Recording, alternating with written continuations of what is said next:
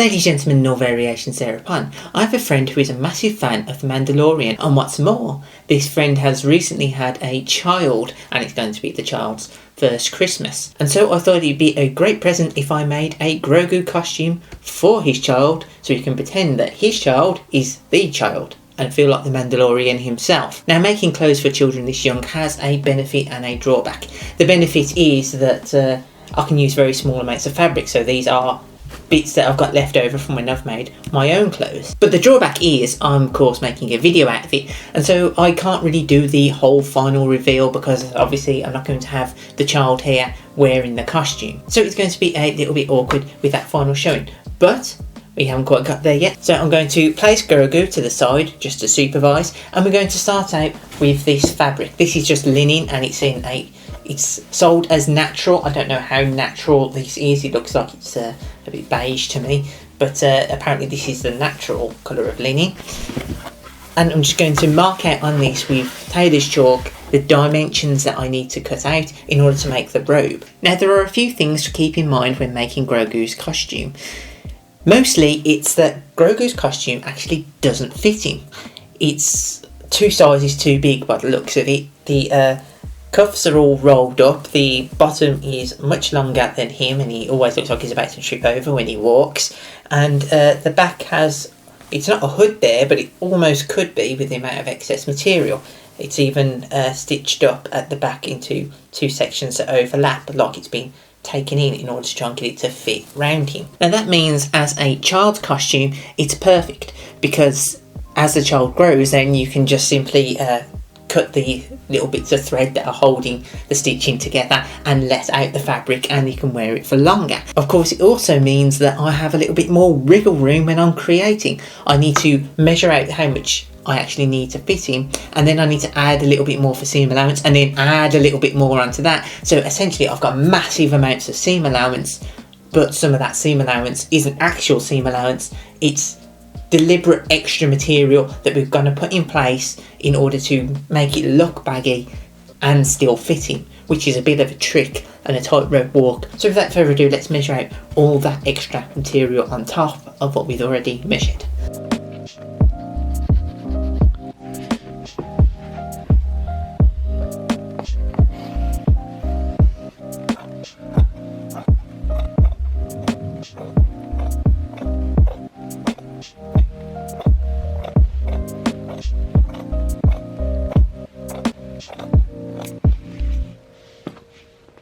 Right, so I am just making this up as I go along. I don't have any plan or draft or anything. That being said, I do have plenty of material, so if I mess it up, I can go again. The thing that I'm trying to work out now is exactly how to create the form of Grogu from the material that I've got. What I've done is I've cut out a square, which is going to be the full size of the material that I need according to my calculations. The measurements that have been sent, and I do need to allow for the fact that he's going to grow a bit, are that he's 22 centimetres across. Now Grogu does have this overlap at the front here, which is how it fastens together, and it's an obvious overlap of the material like it's been folded around. So whatever closure is on there, it's on the inside of this fold. I've estimated, based on the measurements that have been sent relative to the ratio of what's on this doll, that the overlap for the child to get the same ratio will be 3 centimetres across. So I folded in 3 centimetres on each side of the fabric, measured it, folded it in, and because the child is 22 centimetres across according to the measurements that have been sent, that would mean that the arms need to be situated 11 centimetres in on each side. I need to allow for the fact that the child probably would have grown, so I'm going to have to go a little bit beyond 11 centimetres on each side. So overall the fabric looks like this, with this big gap in the middle, and the sleeves will sit on the outside here. The big gap in the middle is so that it can be taken in at the back and make it look like it's oversized, because it will be oversized. And where I'm going to situate the sleeves is going to be on this fold and a few centimetres down, because obviously the sleeves don't start right up here, they're down here, and I need something to fold over, which is going to create a little bit of a flap and overlap at the top. I'll deal with that as we come to it, but around the top, around the shoulders, I can afford to be a bit more sloppy, because we're going to attach this fur around the top, which will take place of this wool fabric around the top here. And when I sew this on, this is going to cover up a lot of the seams of the shoulder, so I can afford to be a bit more sloppy with it. What I'm probably going to do is cut the sleeves in and cut a section out the top, so right across the shoulder here, so that I can fold and take a lot of the ease that would be around the collar down over an overlap in the material on the side, and then cut away any excess, and then cover all that up with the fur that's just going to go around the collar. By the way, this is fake, it's not real. This is a sleeve of a fake fur coat, so you don't have to worry about me of harming any animals in the production of this. It's also thrifted material, so even though it's plastic, it is recycled plastic.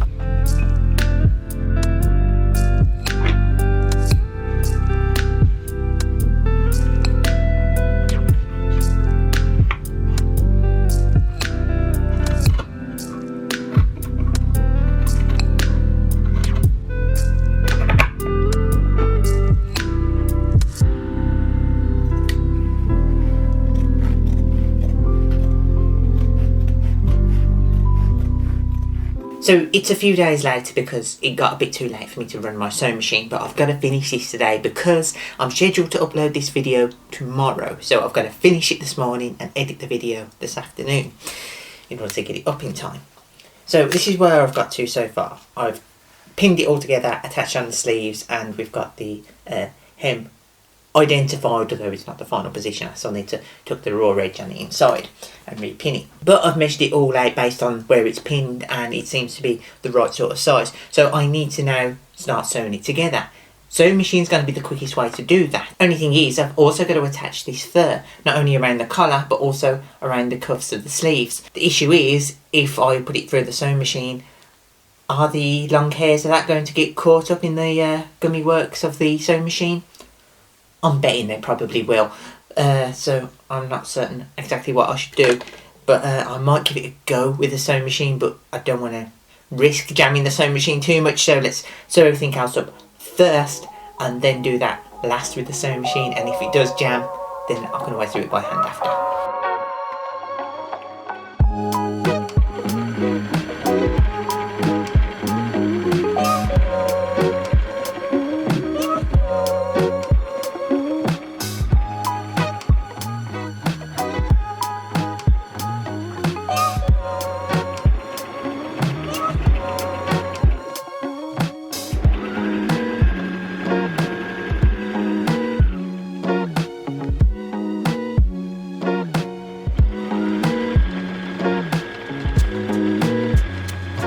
So now I can't avoid the hand sewing any longer, but I'm basically done. I just need to take the thread that I've already been using. The few things I need to do is fill the seams on the inside, which is something I'm going to do off camera because, you know, that's a boring thing you don't need to see me do. And I've got to do the cuffs of the sleeves by hand. The cuffs of the sleeves are the same as the collar, they're just folded around. Speaking of the collar has been done so that it has one raw edge showing, so it's longer. And because of the way Grogu's flaps over like that, I've left in just enough fabric there that I could probably do a little bit of hemming on that. But the way this works is it will just flap over when he's wearing it, and it will just make the collar shape. That is going to be a sufficient Grogu costume. The closures I'm going to use are just going to be some press studs that are going to clasp on the outside. I don't have matching ones now because I've used so many of them, but that's going to be my next step, is to sew on 3 press studs at the sides. So in order to make sure that I've got the right spacing for that, I should probably use the pins to mark on exactly where I want the press studs to go. So that will flop over like that, and that's where it will pin at the top. So it should give a sort of impression like that, with the possibility of pulling that too if you need to. I'm not going to put a press stud right at the bottom. I'm going to stop about there so that when he starts walking he's less likely to trip up over it. He's got more freedom of movement in his legs. Got to go hand sew these on. So let's do some close-ups of me doing the hand sewing to get all these done now, and then we'll do the final reveal. Can't put it on a kid, so you know, be on a hanger, but reveal.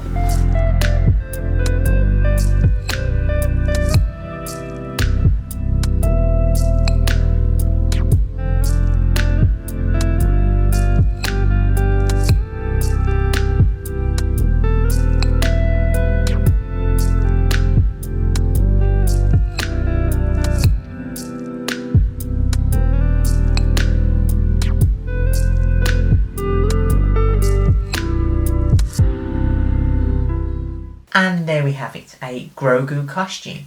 I have put a couple of stitches in the back to take in, and I've done that deliberately crudely. The idea is that the person that would have tailored Grogu's costume to actually fit him has not had that much skill. They've just taken something that was already too big and just put a couple of stitches in, which is all I've done to this, so it looks crude and something more in universe. I think this part's slightly too dark compared with the toy, but it kind of goes enough there unless you're comparing it one to one right next to each other. I think it works. It's mine compared to Disney's Grogu. It's a fairly close match. I just need to wash this up now just to get rid of some of that tailor's chalk, and I still need to finish the seams on the inside of the sleeves. But other than that, it's a completed outfit. Now I've got to edit this video together in order to get it uploaded for tomorrow. That is going to be a job and a half.